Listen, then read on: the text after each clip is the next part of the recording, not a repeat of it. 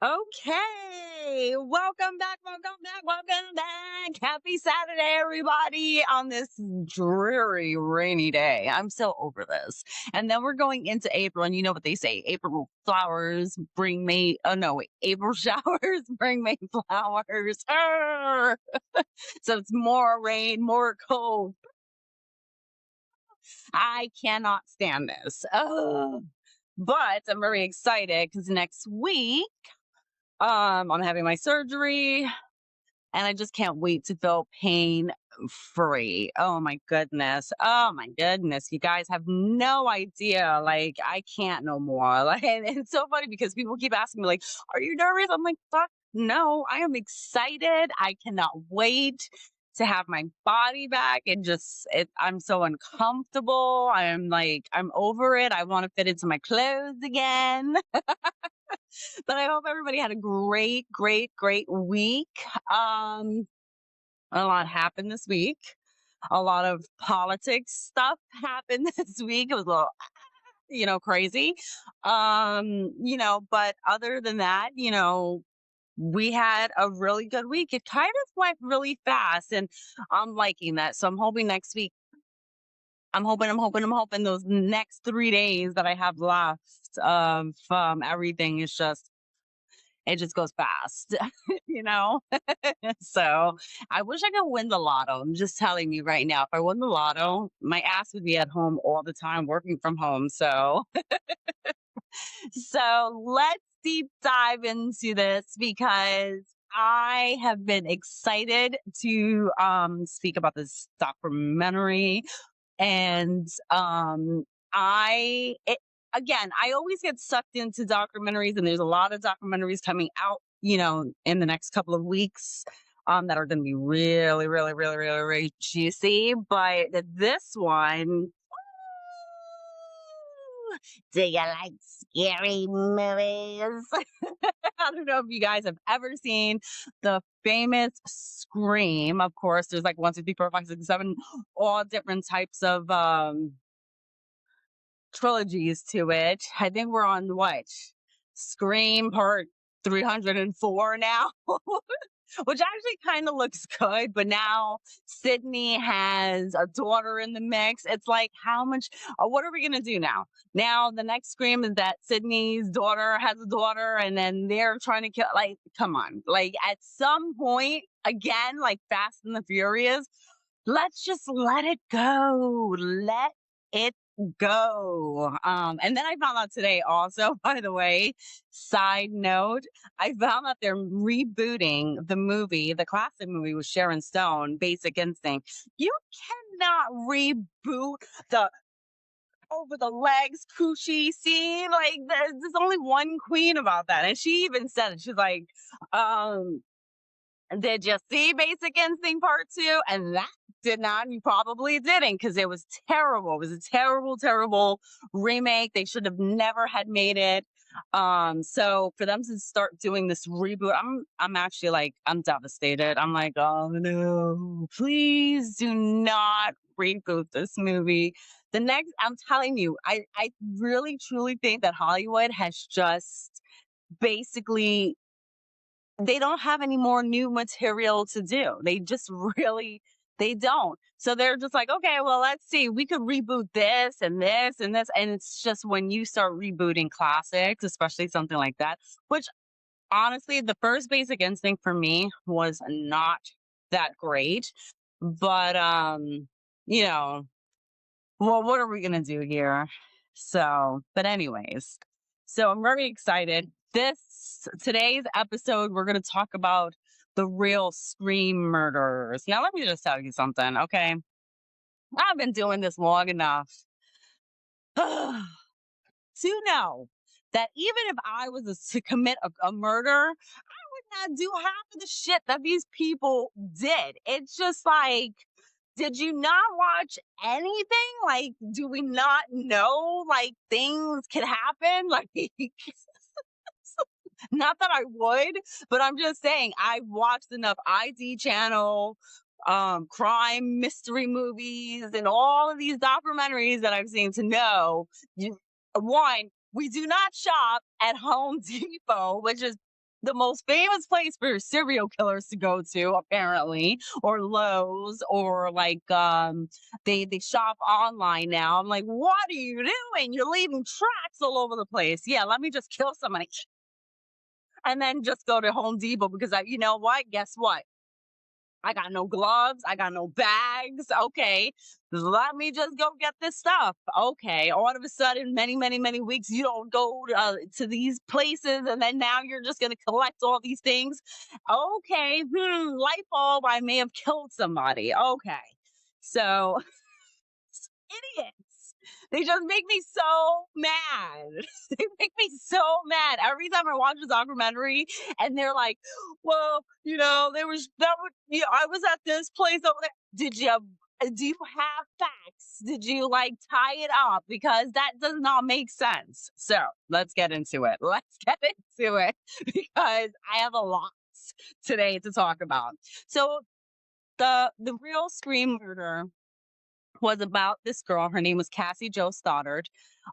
She was a 16-year-old high school student, junior, that was actually murdered with from her with by her with her. I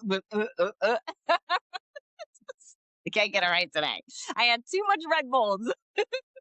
Um, that she was murdered by her two classmates or and her supposedly friends back in September 22nd of 2006 while pet sitting her aunt and her uncle's dog at their own home.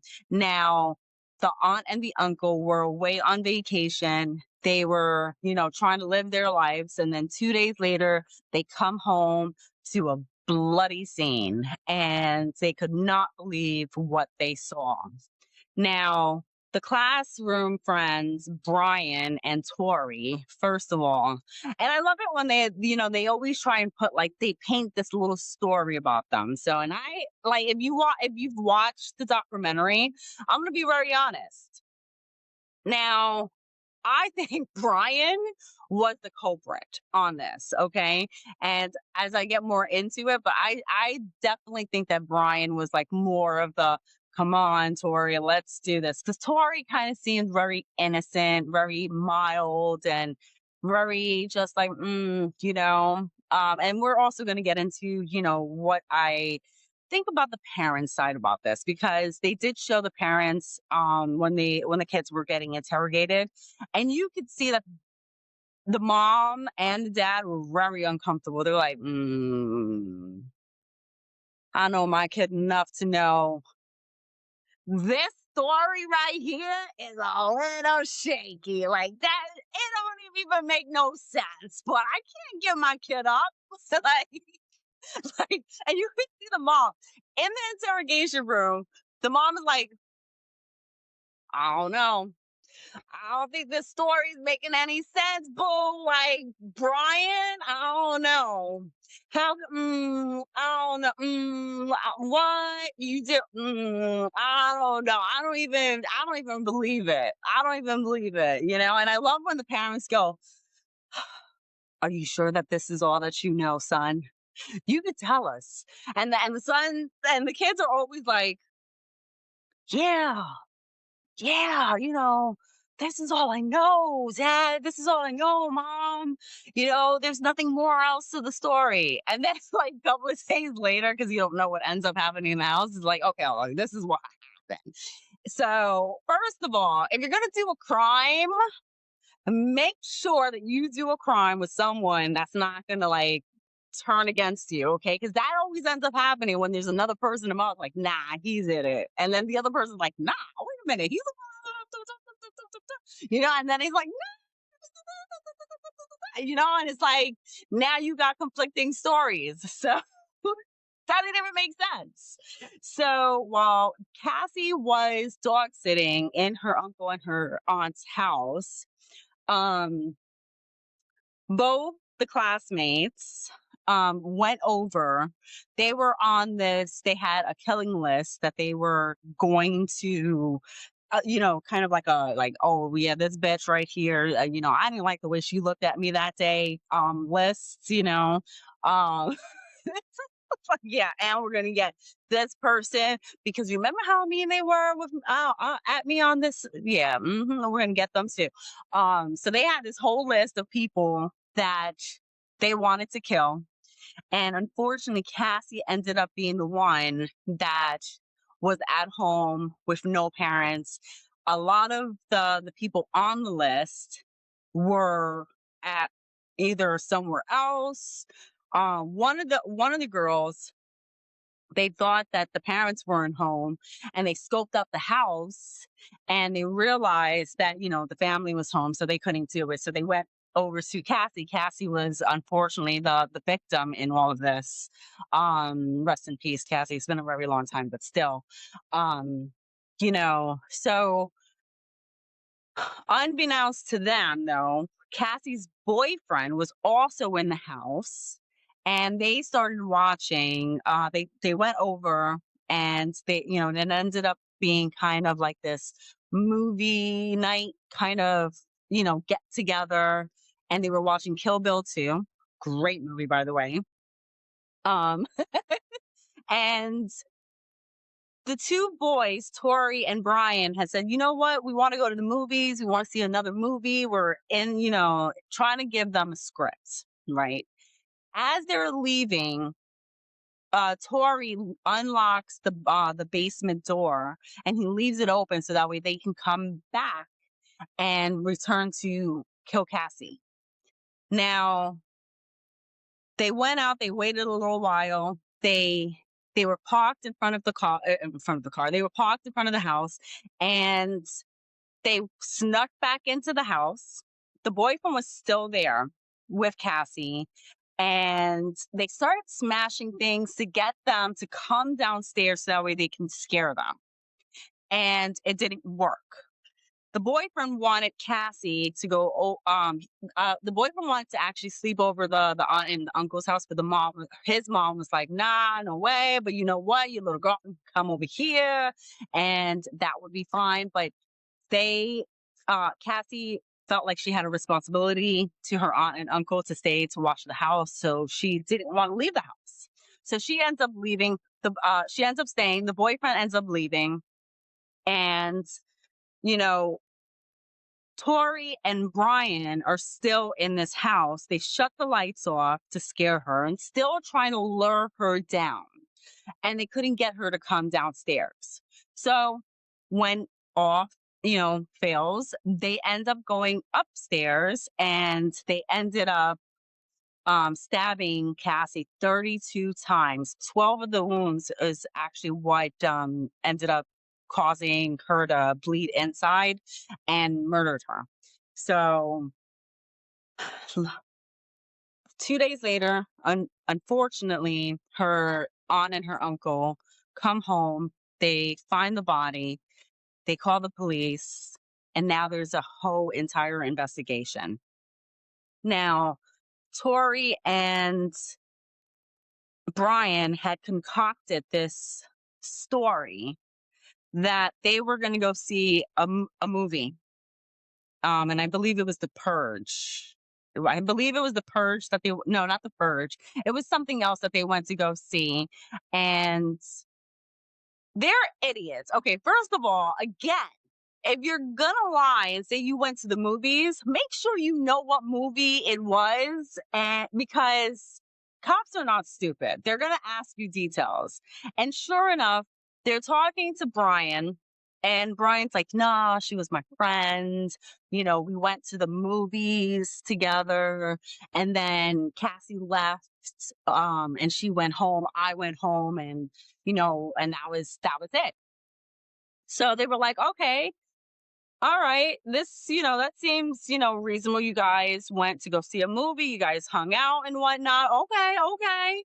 This sounds like a legit movie. They had tickets, okay, because they went ahead and they bought the tickets for the movie so that way they can claim that this is the time that they went and they had an actual time and place to put them, right?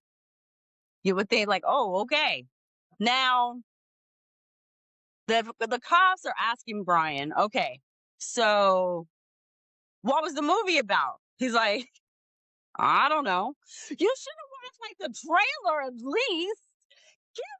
trailer version of it. Like, and you can get bits of what it's gonna be. Like, how are you gonna be like, yeah, I wanted to go see this movie, but I don't know what it's about?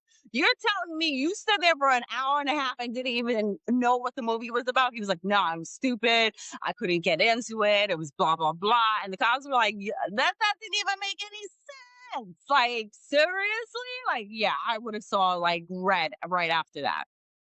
So they also interview Tori, and Tori gives them a bullshit answer also, right? But Brian is kind of just more going into this like, all right, yeah, well, okay, all right, that's not what happens. Obviously, because like you already knew that the lie was like not good, right? So this is the part where I said, "Oh no, like this is not a good lie. Like this is just not a good lie. Like this don't even make any sense. So first of all, if you're gonna lie about something, you got to make sure that like at least the background of the person that you murdered, it makes sense. Make it make sense, right? Now, everything that we know and that we learn in the first part of the documentary is that Cassie, first of all, she's shy, she's outgoing. Well, she's not like completely shy, but she's very outgoing. She's a straight A student. She has a lot of friends and she was very, very, very likable. Okay. Never did anything bad. Like everybody had something positive to say about this girl. Okay.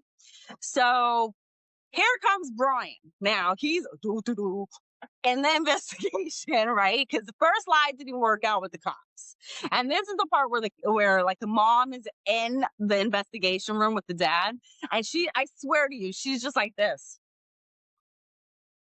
Oh no, Brian.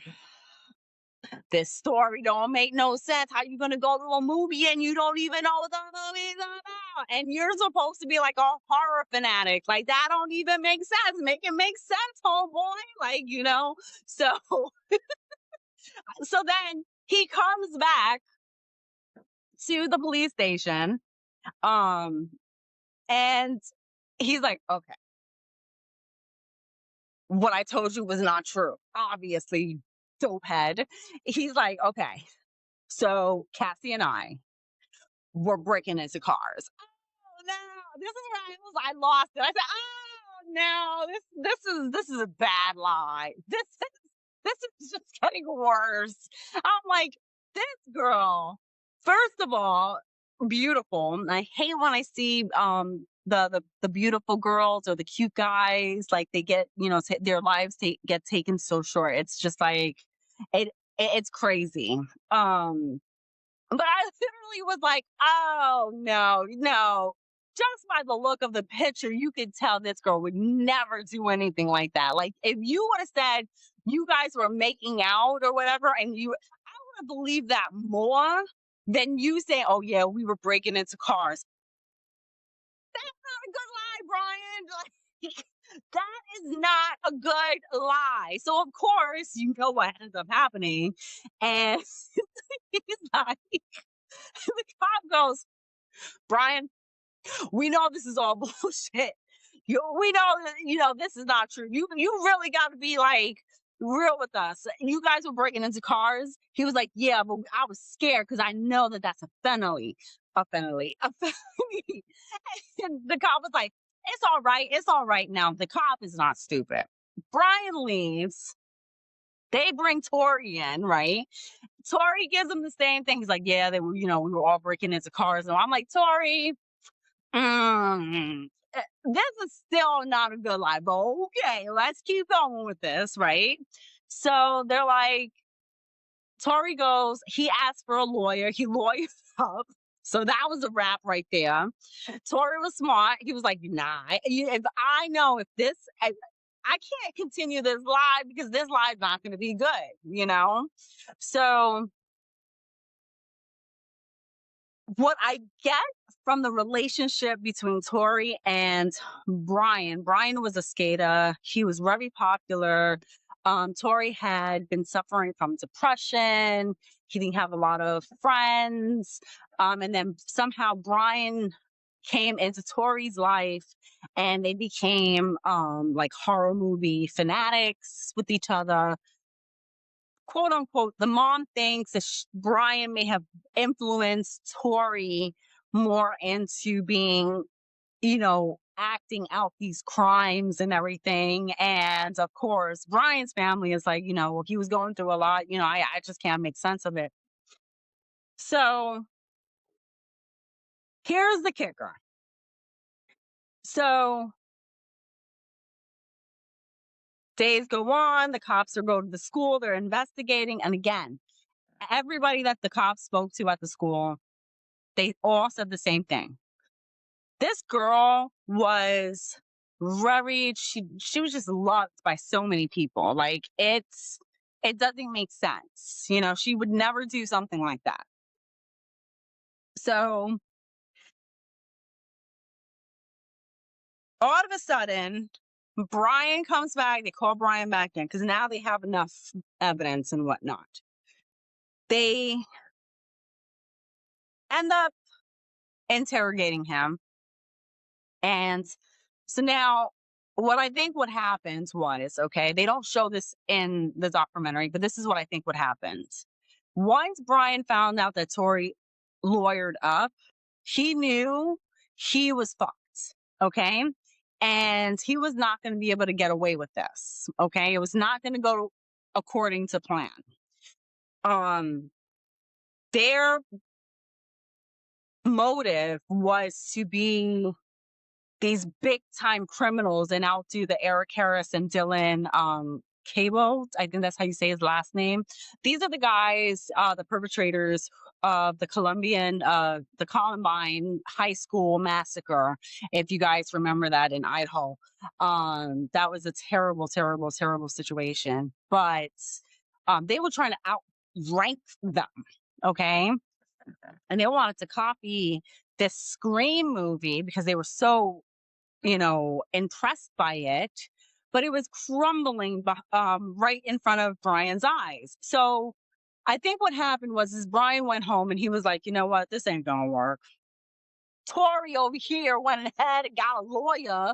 So now the plan is not going into gear, so I'm just gonna blame it on Tori. So he comes back into the police station and he says, okay, this is what happened. All right. First of all, I didn't know this was going to happen. I thought we were going back to the house and we were going to scare Kathy, like in the movie Scream. And that was it. But then Tori went psycho and he stabbed her. He was killing her and I didn't know what to do. And I was just like, right? Right? So, because again, you can't ever trust the person that you're doing a crime with. They will give you up to cover their ass. You don't know what people are capable of until they're in a situation. So the cops were like, what? Okay. And he was like, I can even lead you to where we dumped the knives and all the stuff. He was like, they were like, okay. So guess what? Let's make a deal, right?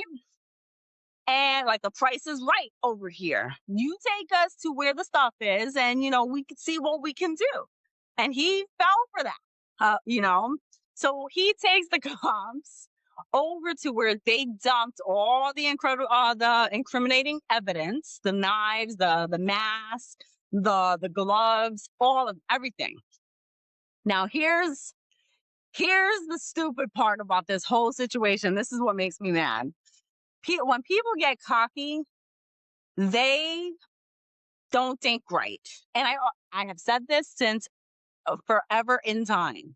When you think you're all the way up here and you're about to win, God has a way of humbling you real quick and just making things that are hidden in the dark and they come to the light. These fools went ahead and recorded the whole thing. So, and they thought by burning the tape that they were going to get away with it. Little did they know that the police actually had somebody who was like, yeah, man, I think I could fix this. And of course, you probably had Einstein over there in the background, like scraping and making sure that the VHS, because that's what it was. It was a VHS at that time. He was like, all right, let's play this. They did not expect to have them record the whole thing except for the murder. They didn't record the murder, but it was a whole confession. Brian is on tape literally like, "Yo, we just killed Cassie." I'm like, "What the fuck?" And Tori's like, "Yo, man, chill with that. Chill with that." Tori was like, he wasn't stupid. He was like, "Chill, man. Chill, man." And Brian's like, "Yeah, unfortunately, we had to kill our friend. She was the one that had to go. Yeah, we did this. Yeah."